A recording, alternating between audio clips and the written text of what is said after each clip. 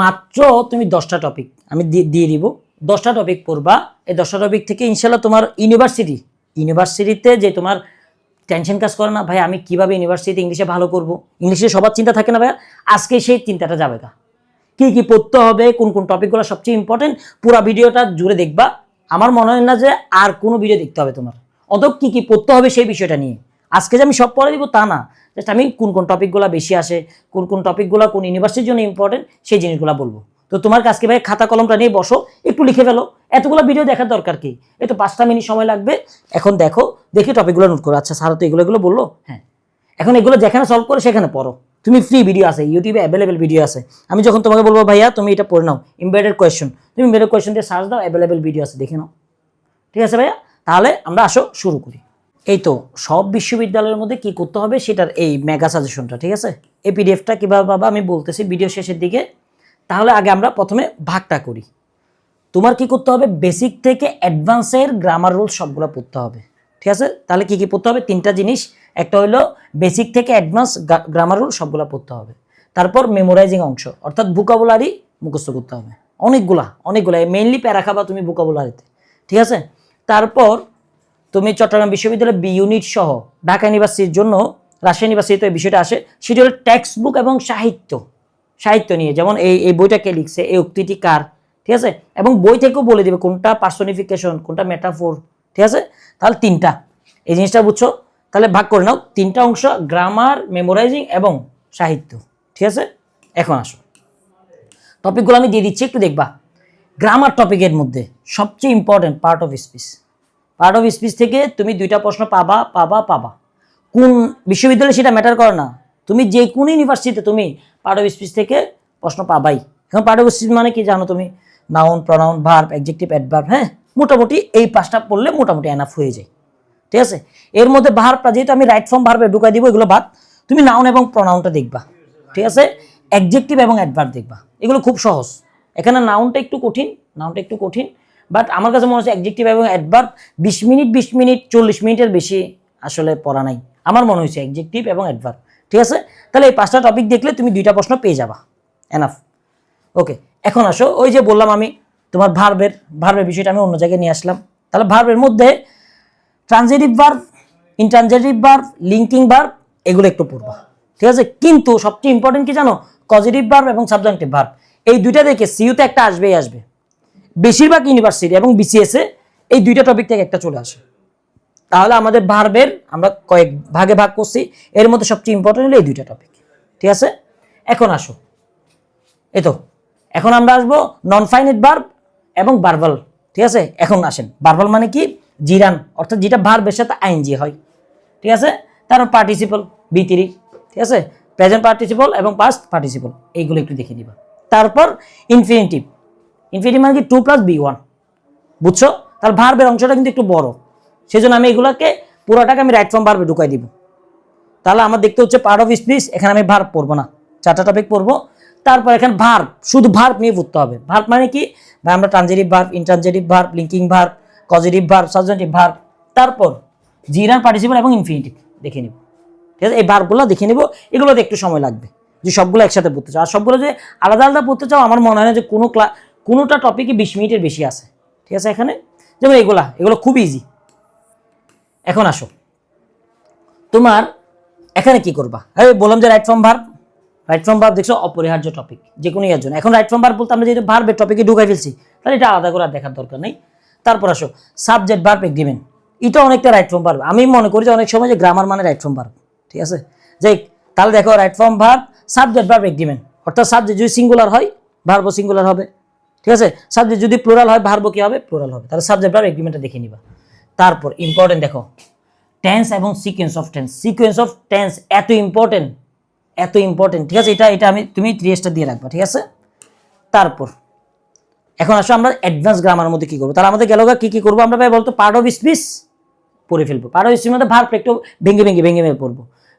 ভার্বটাকে আমরা right form ভার্বে পড়বো, ভার্বটাকে আমরা কি পড়বো বলো, জিরান, পার্টিসিপল, ইনফিনিটিভ পড়বো, ঠিক আছে, কজেটিভ ভার্ব, ঠিক আছে, এইভাবে পড়বো। তারপর টেন্স পড়বো। তাহলে এগুলো এগুলো বেসিক গ্রামার। এরপর আসো আমরা অ্যাডভান্স গ্রামার মধ্যে কি পড়তে হবে, কন্ডিশনাল সেন্টেন্স ইম্পর্টেন্ট পড়ে ফেলবা, ঠিক আছে। তারপর ভয়েস এবং ন্যারেশন, এই দুইটা দেখবা। হ্যাঁ, ভয়েস এবং ন্যারেশন, এগুলো ক্লাস মোটামুটি 30 মিনিট করে হলে হবে। আমাদের পেড বেজের মতো আমরা এগুলো নিয়ে নিব, এবং আমি এগুলো কিছু ডেমো ক্লাস তোমাদেরকে দিব আমাদের ওয়েবসাইটে, একটু অপেক্ষা করিও। ইনশাআল্লাহ তুমি যদি আমার উপর ডিপেন্ডেন্ট হও, আল্লাহ তাআলার রহমত, আল্লাহ তাআলার উপর তো আমরা সবাই নির্ভরশীল, বাট আমাকে যদি অনুসরণ করো, আমি মনে করি এবার তোমরা অন্যদের চেয়ে অনেক এগিয়ে থাকবা। ঠিক আছে, তারপর ডিগ্রি এবং কম্পারিজন দেখবা। ঠিক আছে, এখন ট্রান্সফরমেশনের মধ্যে দেখো কোনটা কোনটা ইম্পর্টেন্ট। সিম্পল, কমপ্লেক্স, কম্পাউন্ড দেখে নিবা। ঠিক আছে, এখন নাউন ছিল, নাউনের মধ্যে ভাই ফেস অনেক ইম্পর্টেন্ট। ফেস এবং কন্ডিশন আমি একসাথে ক্লাস নিব। হ্যাঁ, এটা কি নাউন ফেস নাকি অ্যাডজেক্টিভ ফেস নাকি adverbial face, important, most important এটা। ঠিক আছে, এটা ইম্পর্টেন্ট না, ট্রানজিটিভ ভার্ব খুব একটা তোমার এটা আসুক বা না আসুক, ট্রান্সফরমেশন অফ সেন্টেন্স, কিন্তু এগুলো আসবেই, এগুলো মোস্ট ইম্পর্টেন্ট। ঠিক আছে, ক্লজ এবং ফেস। ঠিক আছে, তারপর এই তো প্রশ্নটা কিভাবে আসবে, এগুলো কিন্তু গ্রামার টপিক না। তোমাকে অনেকে বলবে যে সেন্টেন্স কারেকশন এবং pin point error grammar topic না। ভাইয়া, সেন্টেন্স কারেকশন মানে বাক্য সংশোধন করো, অর্থাৎ যতগুলা গ্রামার টপিক আছে সবগুলা মিলাই তোমাকে একটা বাক্য দিবে। হ্যাঁ, ওইখানে কোনো একটা সূত্র দিবে না, ওইটা ঠিক করতে হবে। ঠিক আছে, এটা আলাদা, এটা আমি আলাদা প্র্যাকটিস করা যায়, এগুলো মেনলি প্র্যাকটিস। ঠিক আছে, এগুলো সবগুলো প্র্যাকটিস। ঠিক আছে, এখানে আসো, এখানে একটু খেয়াল করে দেখো। Inversion important, imperative question important, tag question, article, জিরার নাম্বার ইম্পর্টেন্ট। ঠিক আছে, এখন প্যারালাল ইম্পর্টেন্ট। তাহলে কয়টা টপিক? এগুলো মোটামুটি ধরো 10 মিনিট করেই লাগে, বেশিক্ষণ লাগে না। আমি যখন ক্লাস নিব তখন বুঝবো। এগুলো মোটামুটি সহজ এবং এগুলো ইম্পর্টেন্ট টপিক, এগুলো দেখে নিব অন্যান্য টপিকগুলোর মধ্যে। ঠিক আছে, শেষ। আর অন্যান্য ইউনিভার্সিটি, ঢাকা ইউনিভার্সিটি, রাজশাহী ইউনিভার্সিটির জন্য কী কী পড়তে হবে এগুলো আমি এখানে দিয়ে দিছি। ঠিক আছে, চীনা ইউনিভার্সিটি সহ আমি দিয়ে দিছি সবগুলো। ঠিক আছে, এখন সিনোনিম, অ্যান্টোনিম, অ্যাপ্রোপ্রিয়েট প্রিপোজিশন এবং ইডিয়ম এবং গ্রুপ ভার্ব, এগুলো কি করবা ভাইয়া? এগুলো সবচেয়ে সেরা একটা টেকনিক দিব, সেরা একটা টেকনিক, এটা আমার লাইফে কাজ আসছে। গত ডিইউ, যাদের CU target, CU, DU, BCS, এগুলো সলভ করে ফেলবা ভোকাবুলারি।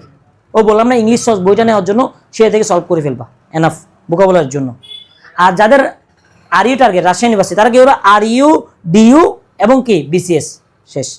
কারো বরিশাল টার্গেট, তাহলে সে বরিশাল, তারপর ডিইউ এবং বিসিএস, অর্থাৎ ডিইউ এবং বিসিএস এর প্রিভিয়াস কোয়েশ্চেনগুলো সলভ করলে মোটামুটি তোমার, আমার মনে হয়েছে আর কি, যে তোমার মুখস্থ পাঠের অংশগুলো থেকে কমন চলে আসবে। ঠিক আছে, বুঝছো এখন? তাহলে তোমাদেরকে আর কিছু আছে ভাইয়া? দেখো আর কিছু নেই। ঠিক আছে, এখন স্পেলিং একটু বানানটা দেখতে হয়, ওয়ান ওয়ার্ড সাবস্টিটিউশন, অ্যানালজি এবং প্রভাব। হ্যাঁ, এগুলো মুখস্থ পড়া, এগুলো আমাদের দরকার নেই। আর ইংলিশ লিটারেচারের মধ্যে ঢাকা বিশ্ববিদ্যালয়ের মধ্যে কি আসবে? রিটেনের মধ্যে আসবে কোনো একটা সেন্টেন্স তোমার একটু ব্রডলি লিখা। হ্যাঁ, এগুলো দেখে নিবা। তারপর ইংলিশ লিটারেচার থেকে অনেক সময় আসে, ওই বললাম যে দেখো সিমিলার এবং মেটাফোর। হ্যাঁ, এই তো এটা ফিগার অফ স্পিচ, এটা আমি এটার আলাদা একটা ক্লাস নেব। ফিগার অফ স্পিচ, জাস্ট তুমি এটা লিখে রাখো। তোমার এখন যেহেতু নতুন, তুমি ভাই অ্যাডমিশন প্রিপারেশন এখন শুরু করবা, যে তুমি বুঝবা না, তুমি জাস্ট এটা লিখে রাখো। ঠিক আছে, ওকে। তো এটা এখানে আমি দিচ্ছি, দাঁড়াও, বিষয়টা কোনটার জন্য বেশি ইম্পর্টেন্ট। তোমার কাজ হলো ভাইয়া, যারা এই জিনিসগুলো ভাই বুঝতেছো না, হ্যাঁ, তোমাদের কাজ হলো পিডিএফটা আগে কালেক্ট করে নিবা, ভিডিওটা শেয়ার দিয়ে আমাদের মেসেঞ্জার নক করো, মেসেঞ্জার দিয়ে দিব, অথবা আমাদের গ্রুপ আছে ফ্রি অনেকগুলো গ্রুপটাতে জয়েন হয়ে যাবা। ঠিক আছে, ওইখানে আমরা দিয়ে দিব। আরেকটা জিনিস, আমরা কিন্তু তোমাদের জন্য অনেক টাকা না, শুধুমাত্র 570 টাকা দিয়ে এই সব টপিকগুলোর অন্তত 40টা ক্লাস নিব। আবার বাংলা নিব 40টা ক্লাস, সাধারণ জ্ঞানের 40টা ক্লাস, আবার এমনি জাস্ট কোয়েশ্চেন অ্যানালাইসিসের জন্য আরও 30টা ক্লাস, অর্থাৎ 150টা ক্লাস, 200টা পরীক্ষা, 200টা পিডিএফ, সবগুলার মাত্র 570 টাকা। কাদের জন্য? যারা আমার চ্যানেলের সাবস্ক্রাইবার। অলরেডি আমাদের ফিল আপ হয়ে গেছে একটা গ্রুপ, প্রিমিয়াম বেস 1 শেষ, এখন প্রিমিয়াম বেস 2 চলতেছে, তাড়াতাড়ি জয়েন হয়ে যাও, কারণ প্রিমিয়াম বেস 3 কিন্তু আর ফ্রি থাকবে না, তখন 2000 টাকা দিতে হবে।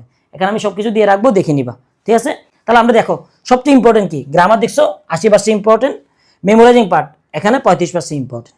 ঠিক আছে, কিন্তু আমি এটাকে আরেকটু বাড়াই দিব, আমি এটাকে 70 নিয়ে আসি, এটাকে আরেকটু বাড়াই দিব, এটাকে আমি 40-40-এর মতো আনবো। ঠিক আছে, টেক্সট বুক সবার ক্ষেত্রে ইম্পর্টেন্ট না, ডিউর জন্য বেশি ইম্পর্টেন্ট আমার মনে হয়েছে। ঠিক আছে, এটা হলো 15%। ঠিক আছে, ডিউর জন্য। আর ইংলিশ লিটারেচার এটা সিইউর জন্য ইম্পর্টেন্ট, সিইউ এবং আরইউ, রাজশাহী ইউনিভার্সিটির জন্য এগুলো 10% ইম্পর্টেন্ট। ঠিক আছে, বুঝছো? ওকে, এখানে আমি সবগুলো দিয়ে দিছি ভাইয়া। তোমার কাজ হলে ভিডিওটা শেয়ার দিয়ে পিডিএফটা কালেক্ট করে ফেলা, এবং এর পরবর্তী কোন বিষয় নিয়ে ভিডিও চাও। তুমি যদি আমাকে প্রশ্ন না করো, আমি তো ভিডিও দিতে পারবো না ভাইয়া। তুমি আমাকে প্রশ্ন করো, ভাই আমার এই সম্পর্কে ভিডিও দরকার। ঠিক আছে, আমাকে বলো, আমি সেই সম্পর্কে ভিডিও দিয়ে দিব। ঠিক আছে, তো সবাই ভালো থাকিও, সুস্থ থাকিও। আর হ্যাঁ, এখন থেকে ভালো করে পড়া শুরু করে দাও। ঠিক আছে, ভালো করে পড়া শুরু করে দাও। আর পিডিএফটা আমি গ্রুপে দিয়ে দিব, আমাদের নিয়ে নিও। সবাই ভালো থাকিও, সুস্থ থাকিও। আসসালামু আলাইকুম।